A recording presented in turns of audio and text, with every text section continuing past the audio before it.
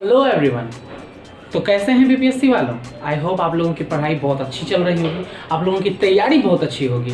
मैं सुनील मिश्रा अपने YouTube channel English activator की तरफ से बीपीएससी क्रैकर में आप लोगों के लिए एक बेहतरीन लाजवाब एक खास चैप्टर लेके आया हूँ। और हाँ, आज का जो चैप्टर का जो सेशन होगा वो ऐसा चैप्टर है जिससे कि सवाल ना आए, इट्स नेक्स्ट टू इम्पॉसिबल। ये ऐसा हो ही नहीं सकता है। उससे ये हो सकता है किसी साल 5 सवाल, किसी साल 10 सवाल भी पूछे जा सकते हैं। क्योंकि मेन रीज़न क्या है, जरा से इसको समझते हैं कि ये जो चैप्टर है ये 2 सेक्शंस में बटा हुआ है, यानी 2 सेक्शन से ये सवाल यहाँ पे आता है। पहला, ये ऑफकोर्स ये इंडियन हिस्ट्री का भी पार्ट है, और दूसरा अगर जब हम बिहार स्पेशल की बात करते हैं तो ये बिहार स्पेशल का भी पार्ट है।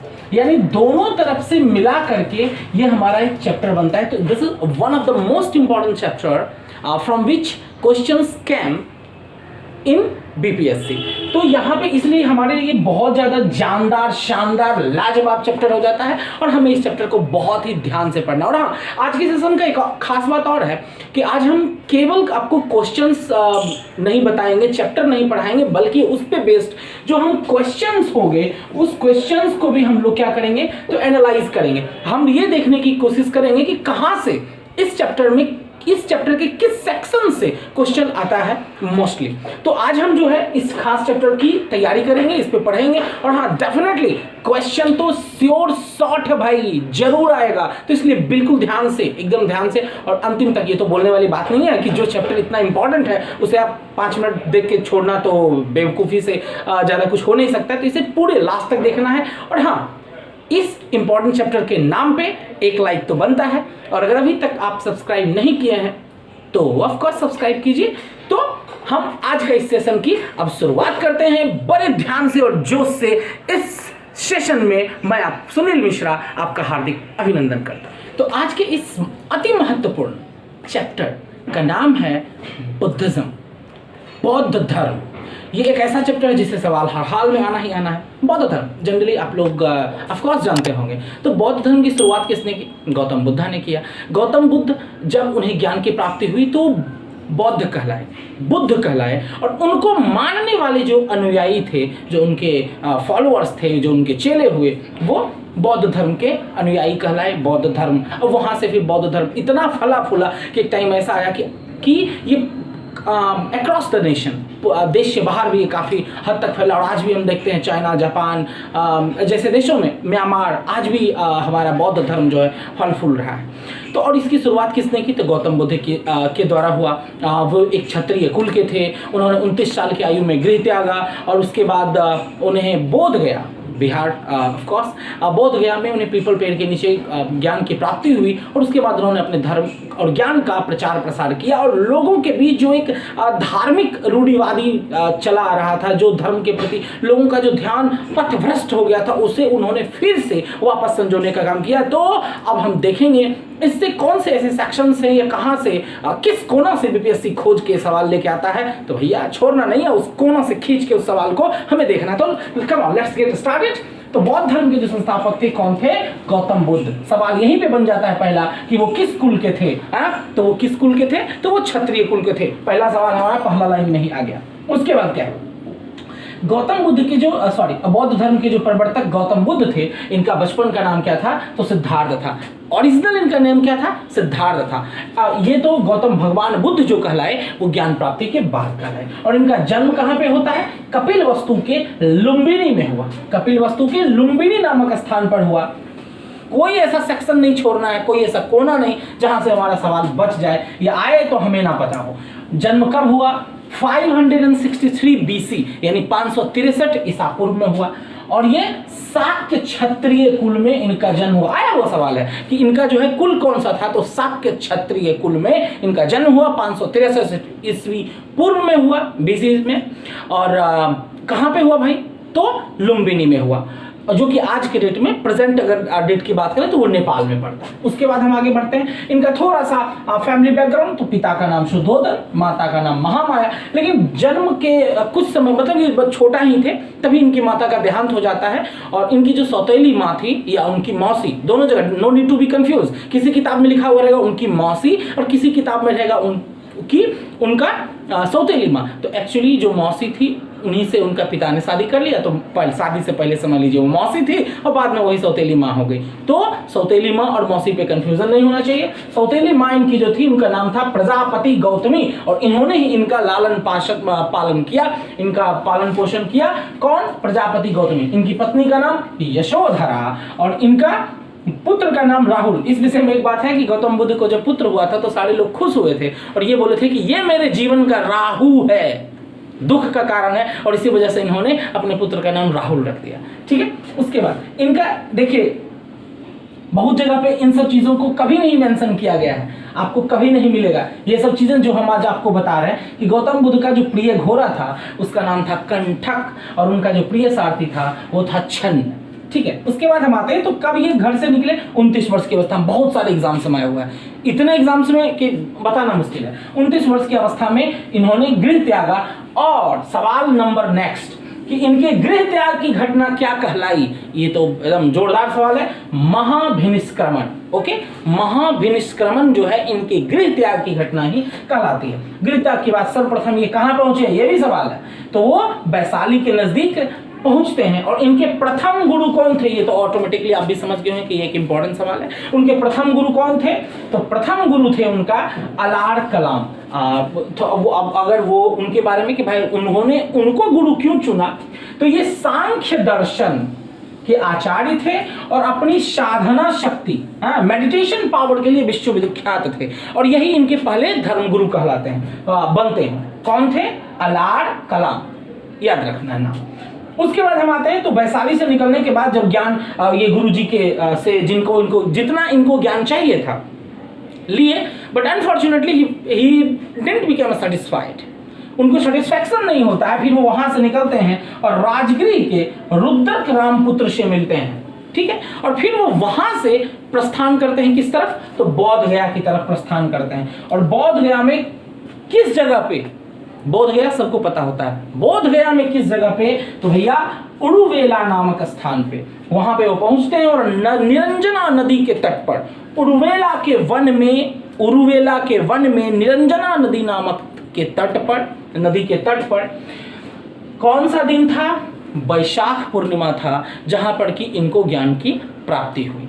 और ऐसी मान्यता है कि इनको ज्ञान प्राप्ति से पूर्व या उसी दिन समझिए कि इन्हें दिन में एक सुजाता नाम की स्त्री ने, चूंकि एकदम नरकंकाल हो गए थे, शरीर में मांस नाम का कुछ था नहीं, तो इनकी दशा पर द्रवित होकर के सुजाता नाम की एक स्त्री इनको देख के जाती है और फिर वो उधर से आती है तो इनके लिए खीर लेके आती है और उसी खीर को खाने के बाद इनको रात में ज्ञान की प्राप्ति होती है। और वहाँ पे एक लाइन भी बोला गया है कि इतने 6 वर्ष तक कठिन तपस्या करने के बाद शरीर में कुछ नहीं बचा था, इनफैक्ट कि सर पर भी घोंघा घर बना लिया था। इस वजह से आप जनरली जो उनका फोटो देखते हैं तो आपको लगता होगा कि वो बाल उनका घूंघ रहा है, एक्चुअली बाल नहीं था, वो पूरा घोंघा वो अपना घर बना लिया था। तो एक अचानक से एक लाइन इनके कानों में सुनाई पड़ती है और वो लाइन था कि सितार के तार को इतना कस न दो कि वो तार ही टूट जाए और सितार के तार को इतना ढीला न कर दो कि वो बेसुरा हो जाए। Moral of the story, the excess of everything is too bad. तो और ये चीज इनको समझ में आया कि भाई हम तो अपना शरीर गला लिए बट ज्ञान की प्राप्ति नहीं हुई, खाते तक नहीं है। तो उसी दिन वो दिन में सुजाता नाम की स्त्री से खीर लेके खाते हैं and finally he got the enlightenment at the same night and he became the brand ambassador of the enlightenment for this earth. इसके बाद हम देखते हैं कि ज्ञान और या ध्यान दोनों में आप जो समझना उसमें जो मुद्रा को उन्होंने अपनाया, ये बड़ा ही अंदरूनी सवाल है। हाँ, कि गौतम बुद्ध ने किस मुद्रा को अपनाया जिससे कि उन्हें ज्ञान की प्राप्ति हुई, तो विपश्यना मुद्रा कहलाती है। Okay, mind it. और ज्ञान प्राप्ति के बाद गौतम बुद्ध ने ऋषि पतन में अपना पहला उपदेश दिया। अब यहाँ पे आधा लाइन से भी कम में 2 सवाल बनता है। पहला, सारनाथ का पुराना नाम क्या है? ऋषि पतन। ठीक है, सारनाथ का पुराना नाम क्या है? ऋषिपतन। और उन्होंने अपना पहला उपदेश कहाँ पे दिया? तो सारनाथ में दिया। इतना में ही 2 सवाल बने। और तीसरा सवाल है कि उनका पहली बार उपदेश देना की घटना क्या कहलाई? धर्म चक्र प्रवर्तन। रेड से जो भी हम मार्क कर रहे हैं उसे खास तौर पे आप लोग ध्यान रखेंगे। तो इस एक लाइन से 3 सवाल बनता है। सारनाथ का पुराना नाम क्या है? ऋषिपतन। उन्होंने अपना पहला उपदेश कहाँ दिया? सारनाथ में दिया। और अगर सारनाथ की जगह पे ऋषिपतन दे दे ऑप्शन तो no need to be confuse, पप्पा डैडी वाला बात है, एक ही आदमी का 2 नाम। और तीसरा क्वेश्चन बनता है कि उनके उपदेश देने की घटना क्या कहलाई? तो धर्मचक्र प्रवर्तन कहलाया। उसके बाद उन्होंने सबसे पहले अपने 5 शिष्यों जिनको उन्होंने दीक्षा दी, ज्ञान दिया, उनका नाम था आनंद, उपाली, श्रेयपुत्र, मोगल्लान और अश्वजीत। अब इसमें सवाल क्या बनता है? कहिए कि 5 का नाम पूछेगा? No, it can't be possible. इसमें क्या करेगा कि इनमें से कौन उनके शिष्य का नाम नहीं है? 4 यहां से देगा, 3 यहां से देगा, चौथा कोई और नाम देगा, और 5वां हो सकता है नन ऑफ दीज या ऑल ऑफ दीज दे देगा। तो आपको इस वजह से इन 5 नामों को अगर आप याद कर लेंगे तो आपको पता होगा कि उनके पहले जो प्रारंभिक जो 5 शिष्य थे उनके नाम कौन कौन से हैं।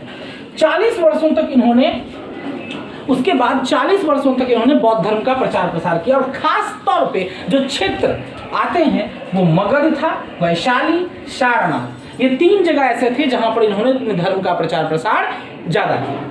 उसके बाद हम देखते हैं कि बुद्ध ने अपने जीवन में सर्वाधिक जो सबसे ज्यादा जो इन्होंने उपदेश दिया वो कौन सा जगह था?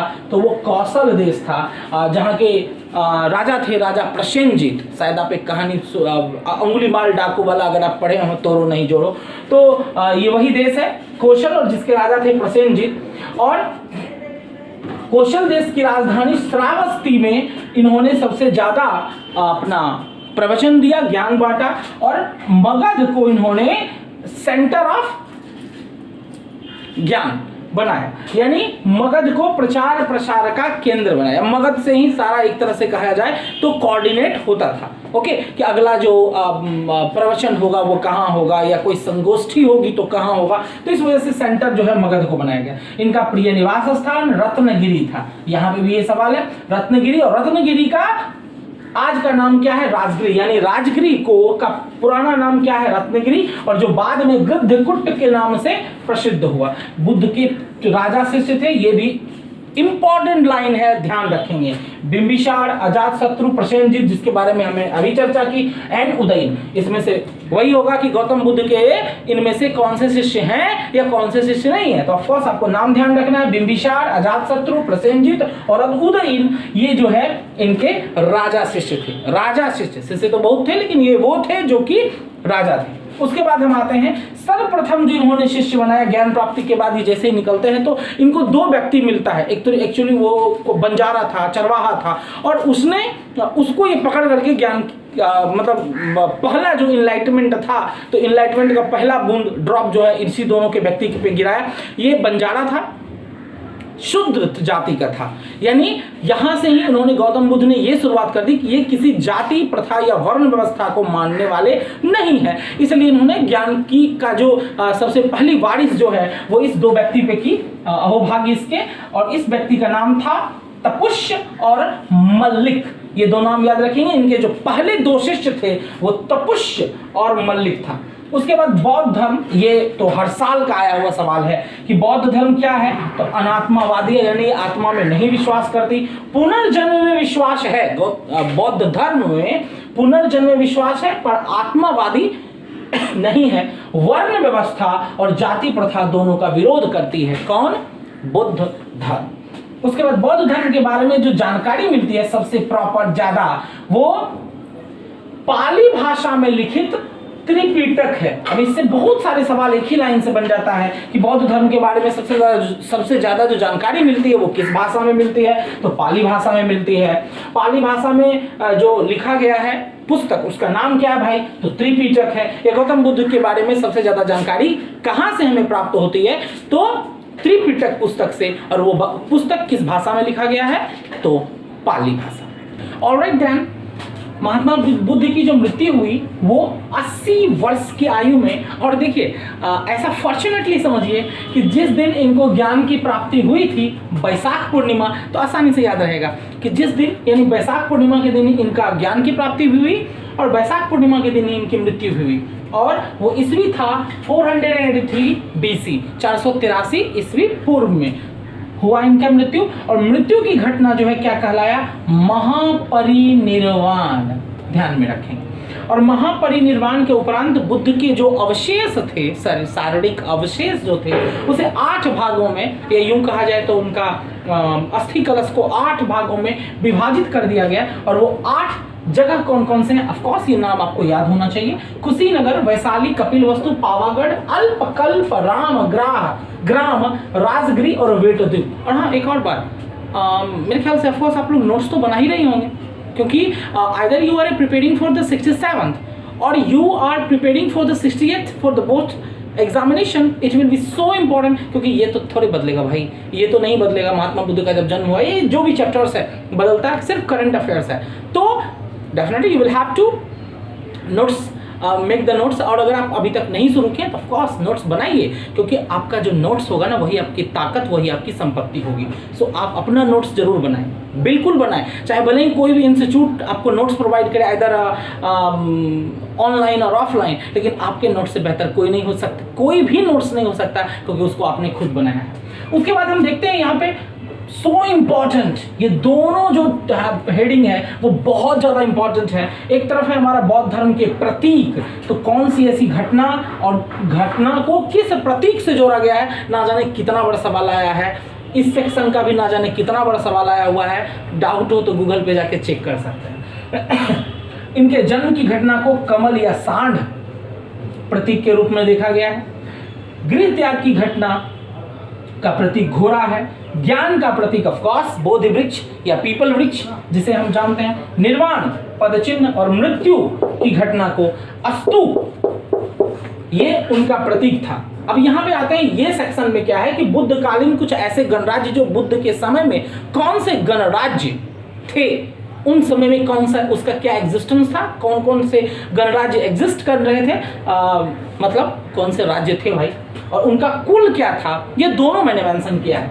तो पहला आते हैं ऑफकोर्स उनका अपना ही जगह घर गृह से, कपिलवस्तु कुल था वहां का शाक्य। सुमसुमार पर्वत उसका कुल था भग्य। केशपुत्र कालाम। रामग्राम इसका कुल था कोलीय। कुशीनारा मल्ल। पावा ऑफकोर्स वो दो भी मल्ल ही था यहाँ पे, यानी यहाँ पे दो मल्ल एक साथ हो गए, यानी दो कुल के जो राजा थे वो दो अलग अलग क्षेत्रों में उनका शासन चल रहा था, कुशीनारा और पावा। नेक्स्ट इज पिपली वन और इसका मोरीय।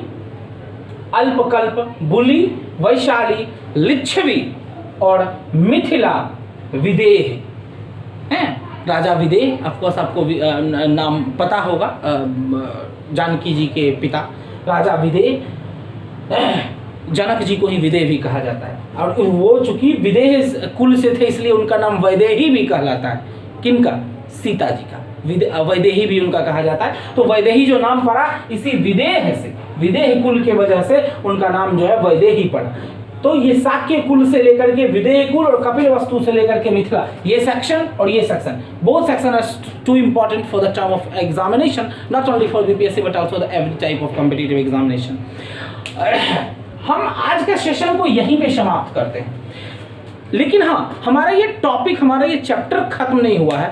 ये टॉपिक यानी ऑफकोर्स बुद्ध धर्म पार्ट 1 आज हम पे डिस्कस किए, ताकि हम कोशिश करते हैं कि आप बड़े आसानी से बहुत कम समय में आप पढ़ लें, और इसी वजह से हम इसको 2 पार्ट में डिवाइड कर रहे हैं। तो हमारा दूसरा पार्ट जो है डेफिनेटली कल ही आने वाला है। तो आप इस पार्ट को अच्छे से पढ़ें, समझें, नोट्स बनाएं and if you will get any kind of problem, of course problem होगा ही नहीं, but if you will get then my comment section is always waiting for your any type of the queries. और दूसरे part के लिए just wait, और कल ही हमारा इसका दूसरा पार्ट, बौद्ध धर्म का दूसरा part, which will be also so important for the term of any kind of, specially for the BPSC examination. तो आई होप आप लोग इसको बहुत अच्छे से एंजॉय कर रहे होंगे, बहुत अच्छे से पढ़े होंगे।